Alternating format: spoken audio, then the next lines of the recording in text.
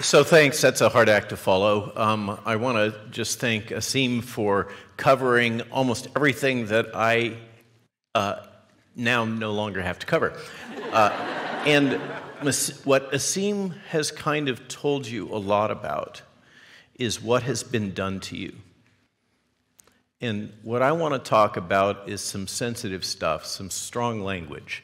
And I understand that here in Sweden, these words are might seem very strong to some, but this is the name of this technology. I did not invent this name. This is the technology that's been deployed on you over the last 3 years, and all of us. And at the start, I also want to give a shout out for your nation and for your public health leadership. Really, to the rest of the world, what happened here was unique. Though there was more of a willingness, even though nothing is perfect, to stay grounded in public health policy, sound public health policy, avoid a lot of the extreme measures that have been propagated throughout the Western world. And it's so easy for us to focus on the bad, but I just want to give a moment and acknowledge the good that's happened here. The rest of the world has benefited from the courage of those that have stood up and advocated for public health policies that did not include a lot of these harsh measures for our children.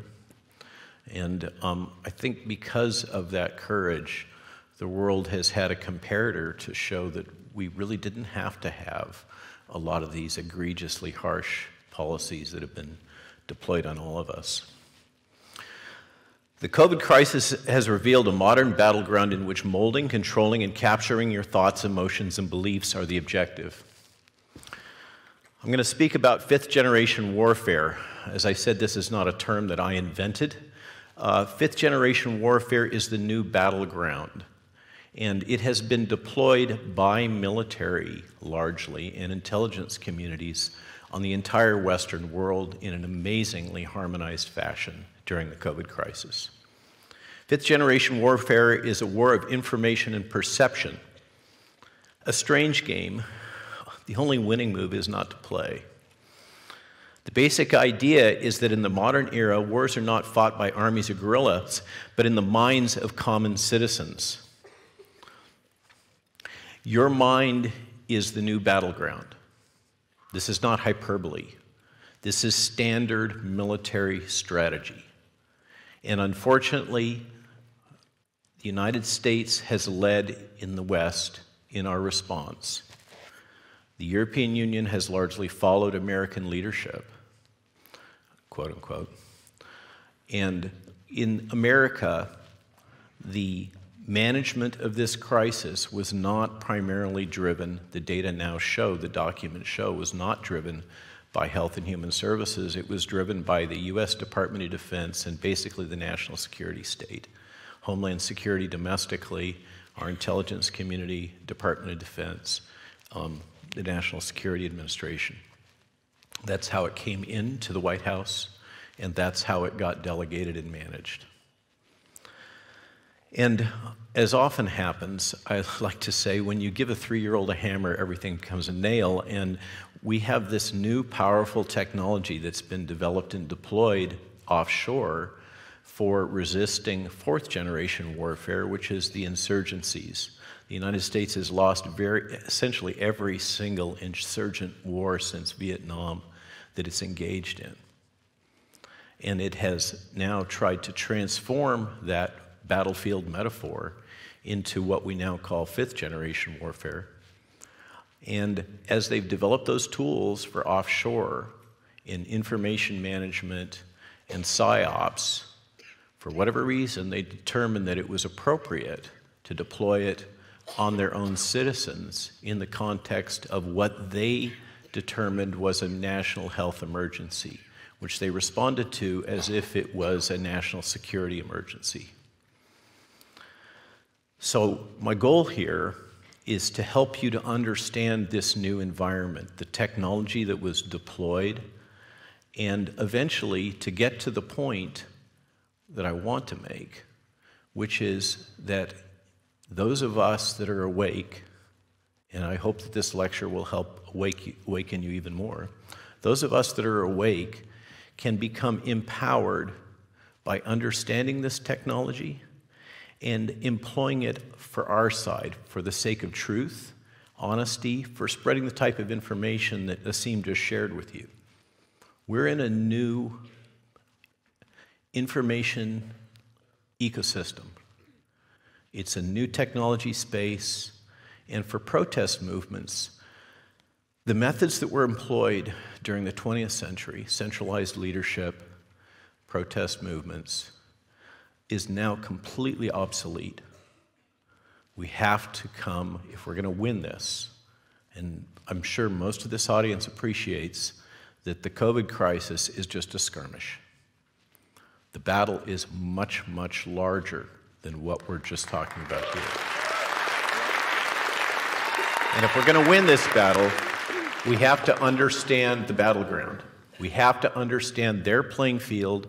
We have to understand their technology, their strategies, their tactics.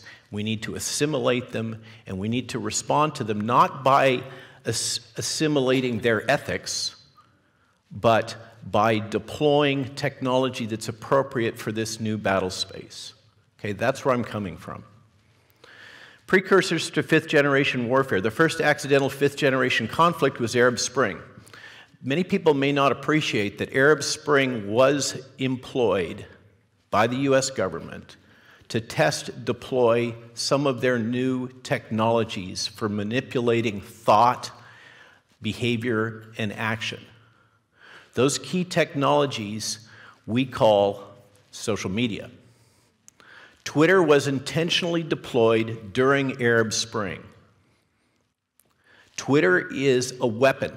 It is not a business. Facebook is used as a weapon.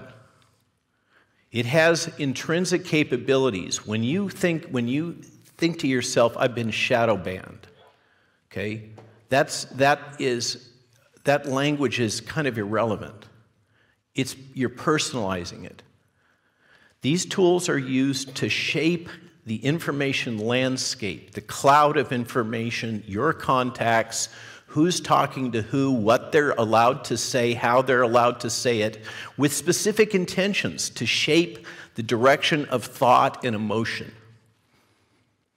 There are tools embedded within that in the analytics that extract emotional content out of every single thing you tweet and derive from that understandings of what your personal emotional landscape is, and allows that to be manipulated by what you are then exposed to, what your eyes see. Okay? These are weapons. Understand that.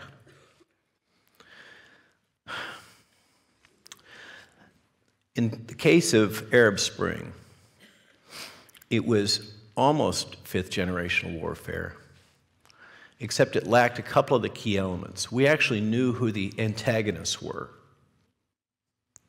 In true fifth-generation warfare, you do not know who your opponent is. Example, who is responsible who's the puppet master behind the COVID crisis as we've experienced it? Who is it?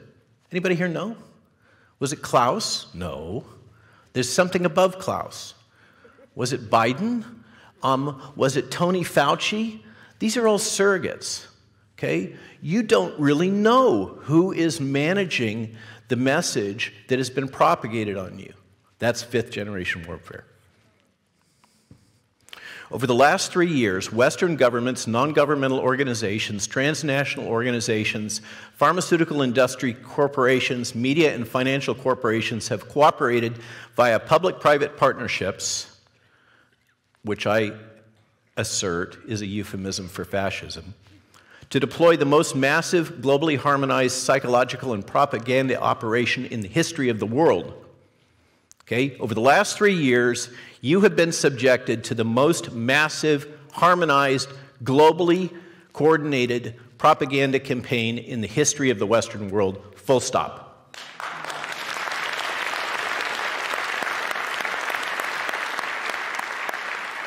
My mouth is getting dry talking about these things. I do feel a little passionate. With this campaign, the governments of many Western nation states have turned, okay, this is key, military-grade psychological operations strategies, tactics, technologies, and capabilities developed for modern military combat against their own citizens. These are inconvenient facts. The world that many of us believed existed no longer exists if it ever did. For me, the stunning bookend is this recent revelation on Tucker Carlson that the first thing that I remember as a young person born in 1959, the assassination of John F. Kennedy, was probably propagated in significant part by the United States intelligence community. Okay? And we have been lied to about that my whole life. Welcome to fifth generation warfare. The battlefield is your mind. There are weapons. This has been anticipated. We've had a series of writings, and I hesitate to include our own book at the end. I in no way imply that it is of equal to 1984 and Brave New World or the work of Hannah Arendt. It's a continuation in that theme, is my point. Before fourth and fifth generation warfare, modern warfare between states was a duel on larger scale, a continuation of politics by other means, with core elements of rationality of the state, probability in military command, and rage of the population, Clausewitz. Okay? The only thing that remains there is the rage of the population. Rational state actors, we're in an environment in which the nation state is treated as an obsolete entity. We have a new vague cloud of globalist leadership that we can't even put our fingers on. We don't really know who's driving it. Probability in military command, we have an environment in which the military command is confused, it's diffuse, and the battleground is constantly shifting. And today, the very nature of fifth generation warfare is that it's difficult to define. As Clark says, any sufficiently advanced technology is indistinguishable from magic, and that is the fifth gen warfare battlefield. Now here's the flow of the talk. The thesis is that Western nations have globally deployed military-grade psyops on their citizens during the COVID crisis, and my intention is to convince you of that and to help you to comprehend the inner meaning of that, and then to help you to see how that can be turned to your advantage. We're going to have evidence, a definition of common terms. This is such a bizarre psychological landscape that it's difficult to even process. We have to have language, we have to have common language and understanding to even be able to comprehend what's been done to us. What is meant by military-grade psyops or fifth-generation warfare? I'm going to give you a video example from the U.S. military psyops so that you have a comprehension of what is being deployed globally. What are fifth-generation warfare strategies and tactics that are relevant to the COVID crisis? This, like somebody made a joke about our book, The Lies My Government Told Me, is nowhere near long enough. It needs to be the size of an encyclopedia. Likewise, strategies and tactics for fifth-gen warfare, I'm just going to give you some examples. Observations regarding organization and leadership in this new battleground, and choosing between being a victim and a warrior. Okay, we do not have to be victims. What are the gradients or generations of warfare? The concept of generation is really not accurate. This is a blend of gradients. In first-generation warfare, we have the ancient battles of Europe, historically, bows and arrows and swords. That was made obsolete by muskets. Then we had organized battle lines, even trench warfare in second gen. Then we moved to organized battle with gunpowder, and that was made obsolete by the German Blitzkrieg. Then we had mechanized warfare focused on speed and maneuverability, the German strategy that allowed them to be so dominant early in World War II. What made that obsolete? I mean, that's what was deployed with the shock and awe campaigns in the United States against Saddam Hussein, among others. That was one of the last major tank battles. And we're still seeing some of that, for instance, going on in Ukraine right now. But that was made obsolete by terrorism, this new technology for asymmetric warfare that has beaten the United States every single time. That is fourth-generation warfare. That is a mixture of kinetic and psyops, of information warfare and kinetic warfare, and it is still fighting over territory, control of territory in fourth gen. The internet has changed everything, as we all know. Now we're in a battle space where the battleground is literally your mind. It is what you think, it is what you feel, it is what motivates you. That can all be manipulated and is manipulated on a daily basis. You experience it, of course, historically through what we call in the States Madison Avenue, advertising technology, as Seem was talking about, processed foods. This is taking the psychological basis for advertising and manipulation of behavior and thought and weaponizing it against all of us in an industrial way using this amazing information distribution platform. What's going to displace this? Who knows? But right now, that's what we're in. The composition of warfare is changing. The traditional methods of waging war are evolving. Conventional techniques are in decline. Opportunities to use kinetic weapons have become highly restricted. This is why this has to happen. We're seeing it in Ukraine, but for the rest of the world, people are not at liberty to go ahead and engage in armed warfare in the traditional way. They've had to seek newer tactics and tools, such as information warfare, asymmetric warfare, media propaganda warfare, hybrid warfare. That's the new environment we're in. And the traditional clear divisions between combatant and non-combatant and between wartime and peacetime have become gradients. We are all both combatants and non-combatants. Everything, the entire landscape, has become a battleground. All nation states, everything. When seeking to understand what this means, you're forced to enter this bizarre, shifting, surreal psychological terrain. To understand it, you must temporarily suspend and restructure what you thought you knew about truth, ethics, media, information, social organization, business, government, and the military. Okay, in this total warfare landscape, there are no ethics. When Asim talks about what we've been subjected to, all of us have been subjected to, Ryan Cole has been subjected to. Okay, there are no ethics. There are no ethical boundaries to what they will do. It is all about the utilitarian means justify the ends. Okay? And you have to, for many of us, it's shocking. You cannot conceive of a world in which there are no ethical boundaries. You can't conceive of warfare in which there's no guardrails. There's no consensus about the rules of engagement. But that's what we're in right now. You have to completely park any idea of justice, right and wrong. All that is obsolete in this battlefield environment.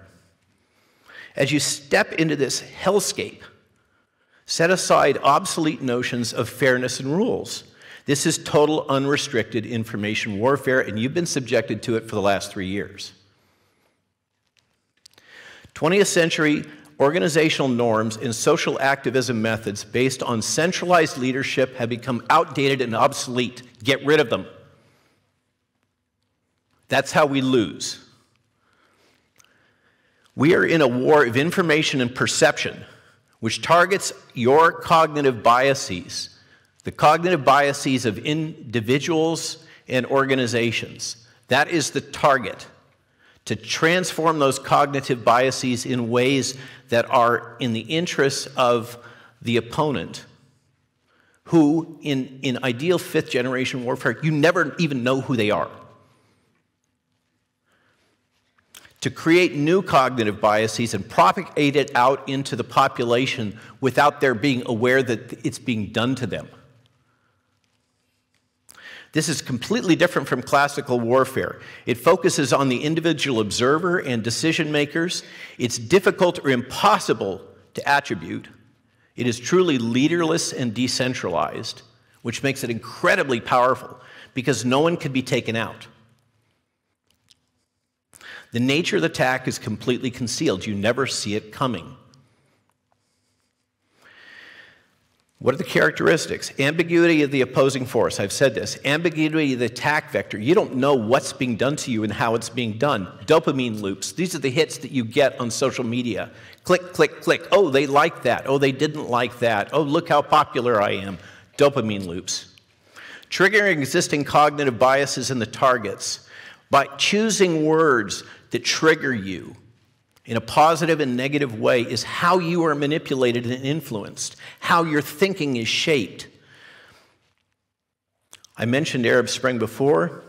This was solidified. It was the power of this technology and this approach was clearly demonstrated during the 2016 US election. And now the lessons from that have been deployed worldwide. The 2021 Israeli-Palestinian conflict was the first example of 5GW in kinetic battle. Don't get the idea that information, fifth-generation warfare exists in isolation. It is a continuum, it's a spectrum. You can still have kinetic activities. You still have all the other portfolio, but this is a different battlefield landscape in the extreme. An example of pure fifth-generation warfare is Havana syndrome. Do you remember the people in the embassy in the United States suddenly had these psychological effects, these headaches? Nobody knew where they came from. Nobody knew how it was happening. The State Department denies that it even happens. Nobody knows who did it. This is an example of a perfect fifth-generation warfare weapon. Now I'm going to talk just a moment about sovereignty and what this means. What is sovereignty? Supreme power over a body politic. Sovereignty is what the African states invoked to resist the international health regulations that were being propagated on them last year. Thank God for Africa and Brazil.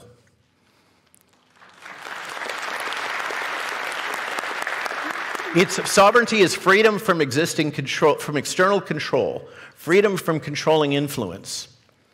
Okay, now let's think about sovereignty. You know, we talk about sovereign, autonomous nation states. Those are treated as obsolete now. The World Economic Forum does not recognize that as the future of human organization. They want a globalist, unelected, centralized command economy, fourth industrial revolution, transhumanism world. And we've all seen that movie.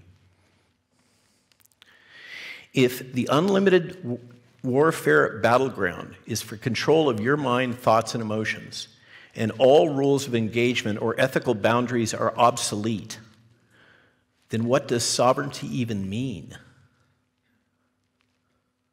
What is world health when public health policy and pharmaceutical interventions are transformed into just another fifth-generation warfare weapon? I'm blowing it with my timing. Here's the evidence. Militaries all over the Western world have been deployed against us. They're the ones that have been managing all this propaganda we've been subjected to. What does this look like?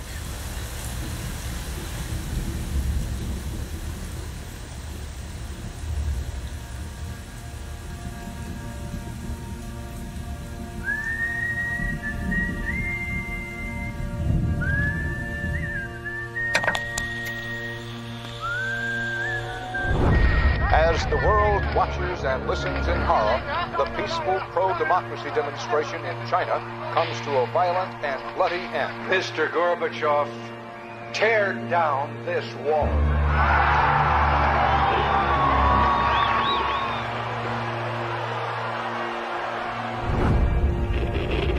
Wolves hiding nearby, whispering do or die around me.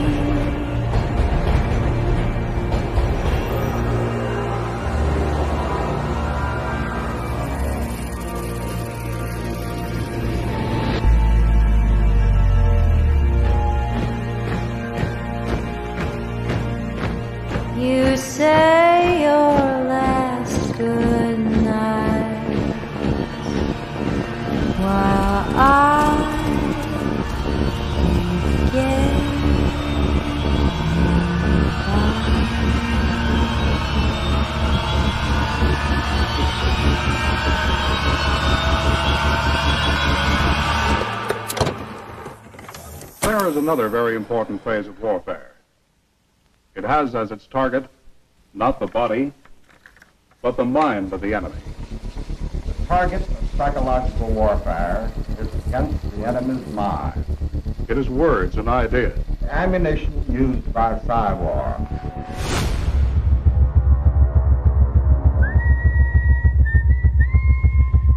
Its mission is to influence the thoughts of the enemy soldier, and at the same time Is expected and encouraged to study foreign languages and the social sciences such as history, economics, and sociology. He must have a broad and sympathetic understanding of all phases of human experience. Gripping at my skin, the walls of night close in. but the use of this force as an integral part of combat has now taken on new form. As I wait to say my last goodbye.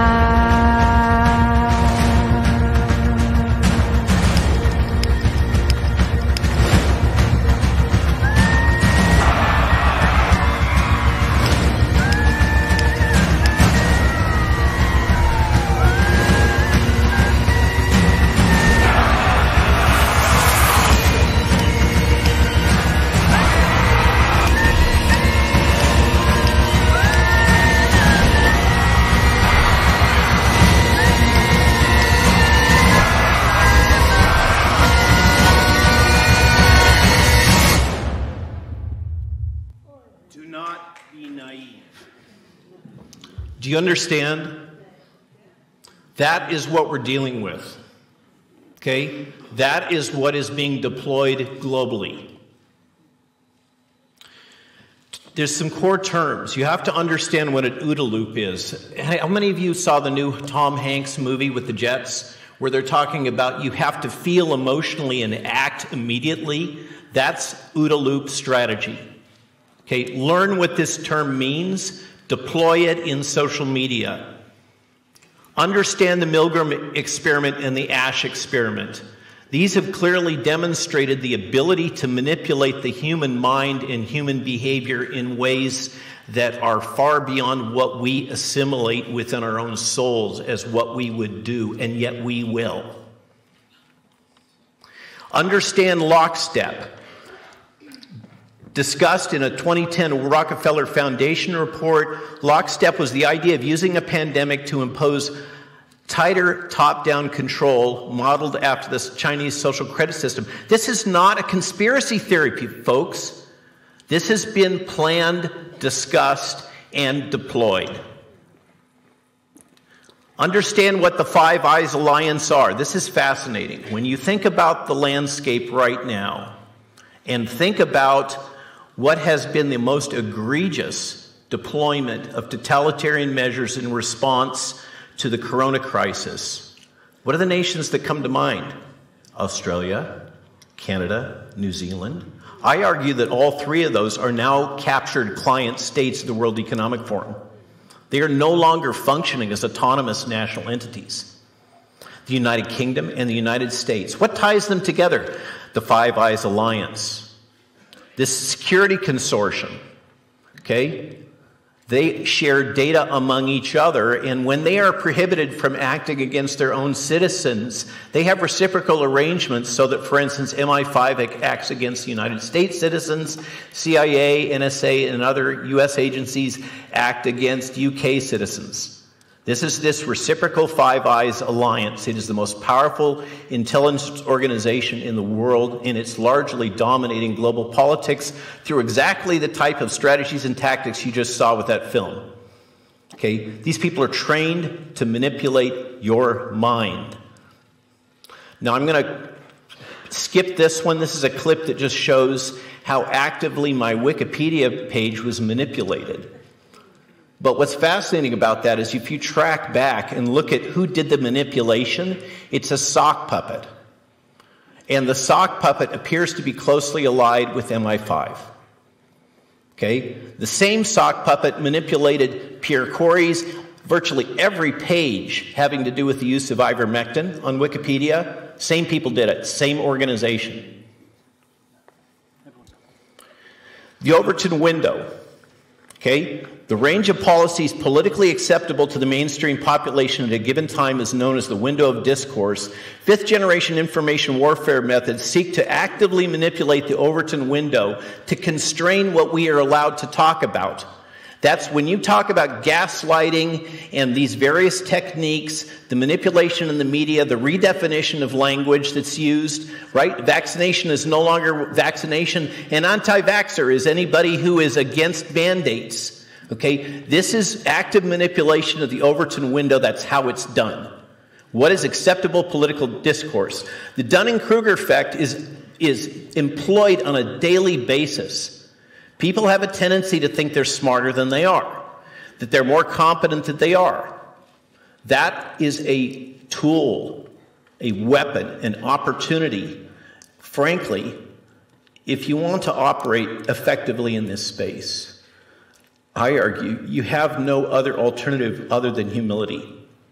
You have to acknowledge your ignorance. I am profoundly ignorant about what is going on here. I have been ignorant all the way through. It's been a journey to discovery, and every day I learn something new, and every day I find out about my own cognitive biases.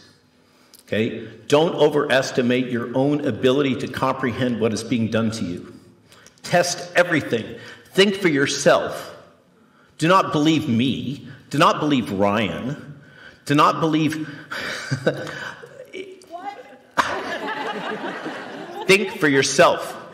That is our only way to get through this. Okay, now I'm going to talk. Now I'm going to waste my last little fragment of time. We're dealing with some very sophisticated, well-developed techniques to destroy this movement. They are being actively deployed against us, and I'm going to give you one example, just one out of many. The strategic and tactical landscape here for defeating us is rich and detailed and staffed. Now, the good news is, remember that PSYOPs group? 800 soldiers. We got more than 800 soldiers sitting here in this one room, okay? Bad jacketing is a well-known technique for destroying organizations and movements like ours at this more advanced stage of development. It is done again and again and again. It's known as snitch jacketing, bad rapping, creating suspicion by spreading rumors or unsubstantiated accusation that people are undercovers, infiltrators, snitches, and cooperators. When a member of a group or a paid infiltrator accuses others without cause or evidence of being an infiltrator, threat, or security risk, that's bad jacketing. Sometimes this is done out of fear of paranoia. Normally, those who lay jackets on others want to consolidate their control over a movement and feel threatened in their authority. Bad jacketing is a favorite PSYOPs, fifth-generation warfare tactic of the state for destroying more mature movements of liberation, like the one we're dealing with right now. Decentralized organizational structures can partially neutralize the bad jacketing strategy because it becomes whack-a-mole. This is what was discovered with Al-Qaeda after the assassination. Al-Qaeda became completely decentralized, autonomous pods with some broad strategic objectives, frankly, kill Americans. Okay? And it's impossible to track down all those cells because they're no longer linked. They're completely decentralized. Centralized structures enable these classic strategies.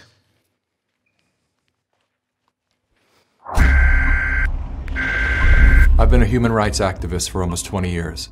As a documentary filmmaker, I've been on the front lines of many of our nation's biggest scandals and protests. From that perspective, I've been an eyewitness to the rise and fall of numerous people-powered movements. Nearly every organized resistance I've been a part of has ended just inches from victory for the same critical mistake: infighting, when members of the same group turn against each other.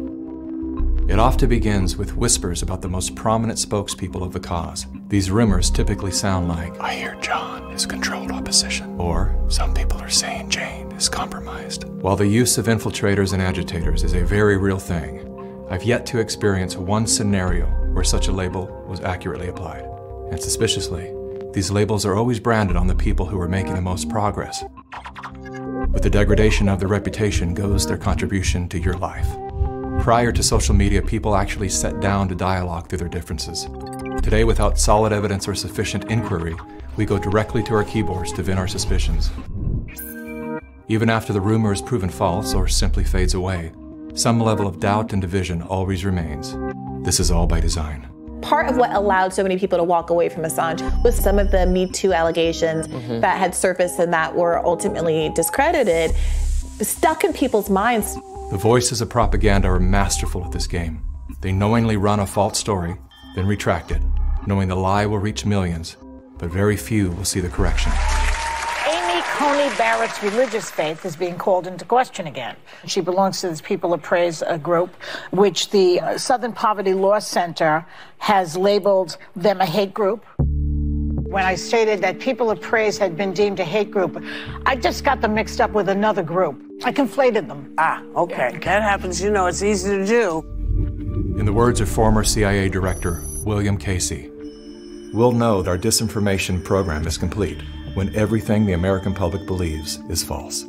The planting of divisive rumors is one of the most common tactics used in psychological warfare. As the lies bloom, like worker bees, well-intended citizens pollinate the masses with poisonous disinformation. What the gossiping bees fail to realize is that they themselves are doing the work of controlled opposition. They are literally, unwittingly, working on behalf of the very forces they believe they are resisting. Again, all of this is by design. While we've all been distracted by the latest trends and tragedies, everything that has influence on our behavior has been infiltrated by an agenda to control our thoughts. Whether their goal is to make us purchase a product, vote for a political party, or submit to experimental inoculations, there are forces at work who understand the functionalities of your mind far better than you do. Their goal is total control. But because they are the few and we are the many, they can only achieve total control through the age-old tactic of divide and conquer. You're either with them or with us. Never before have we been so divided. Divided by politics, religion, nation, state, race, class, gender, and now, vaccine status. To better understand how we got here, consider these three quotes from The Art of War by Sun Tzu. The supreme art of war is to subdue the enemy without fighting. Victorious warriors win first and then go to war. The secret lies in confusing the enemy so that he cannot fathom our real intent. Though Sun Tzu lived over 2,500 years ago, his work remains at the heart of our CIA as well as the Chinese Communist Party's strategy today. It's no coincidence that around the same era as Sun Tzu, the words "united we stand, divided we fall" were first recorded. It is unity that will save our communities. As you see in the audience, Muslims, Christians, the Jewish community, Democrats, Republicans, white, black, everyone all in between. This is the example of what you get when you choose to attack all members of the human family. Our greatest power is our numbers, hence the relentless effort to shatter us into broken fragments. As their agendas are being exposed, the dividers will stop at nothing to cover their crimes against humanity. They have bunkers. All we have is each other. The good news is, that's all we need.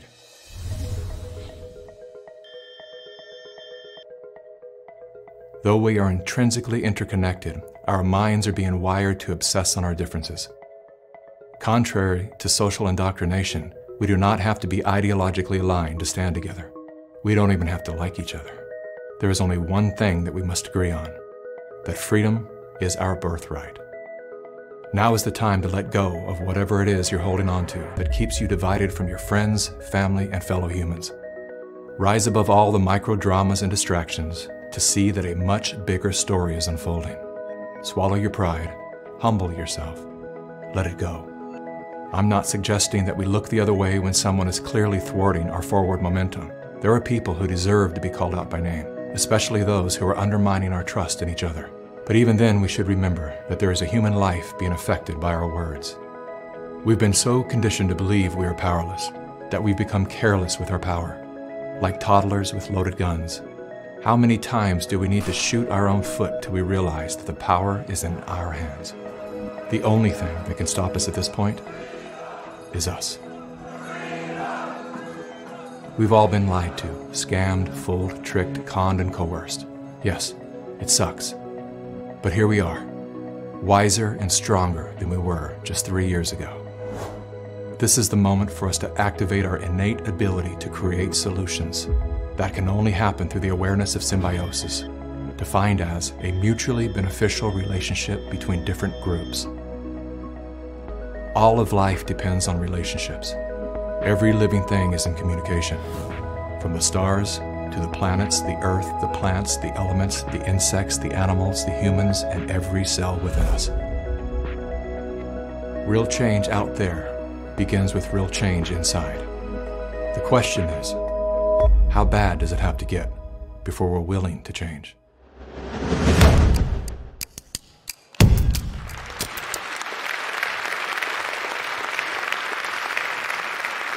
In conclusion, you do not have to be a victim. You can learn this technology. It is not expensive. You can deploy it. Every single one of you can be leaders and warriors. You do not have to be victims. As I said, right here, we have more than 800 soldiers. Okay? Learn these methods. You learn the defensive and the offensive techniques, and I'm glad to continue to try to help you as we walk along this path and become a force to be reckoned with, which will be able to overcome the globalist efforts to control and turn us into indentured servants. I thank you so much for your time. I hope this has been helpful, and thank you for walking the journey with me.